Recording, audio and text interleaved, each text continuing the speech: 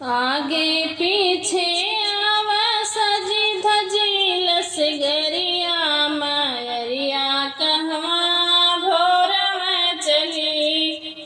आगे पीछे आवा सजी धजी लसगरिया मायरिया कहवा भोर में चली। केहू नीली केहू है पीली केहू के गेरुआ धानी। केहू है नीली केहू है पीली केहू के गेरुआ धानी। केहू के चम चम चमके फहरे लल चुनरिया मायरिया कहवा भोर में चली। केहू के चम चम चमके फहरे लल चुनरिया मायरिया कहवा भोर में चली। आगे पीछे आवे सजी धजी लश्करिया मायरिया कहवा भोर में चली। आगे पीछे आवे सजी धजी लश्करिया मायरिया कहवा भोर में चली।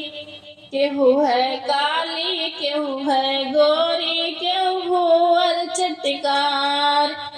केहू है काली केहू है गोरी केहू भूअर चटकार। केहू के सांवर सूरत पे गई ठहरी नजरिया मायरिया कहवा भोर में चली। केहू के सांवर सूरत पे गई ठहरी नजरिया मायरिया कहवा भोर में चली।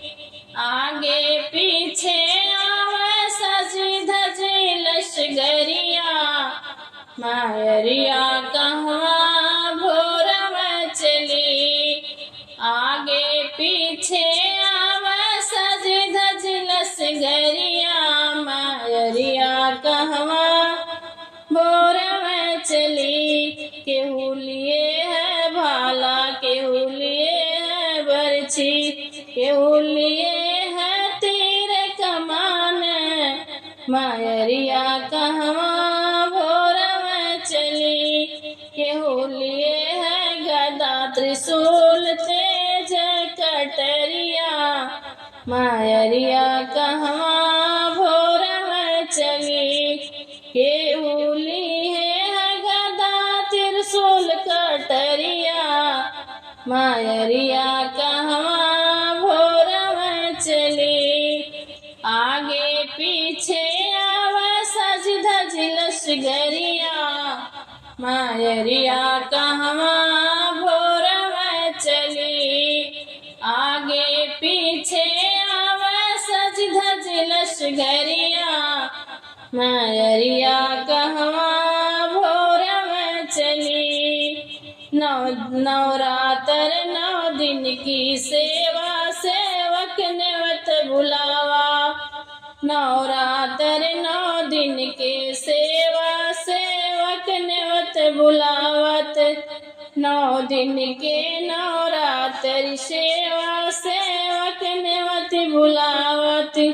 सातों बहिनी संगे घर आओ महतरिया मायरिया कहवा भोर में चलू। सातों बहिनी संगे घर आयो महतरिया मायरिया कहवा भोर में चलू।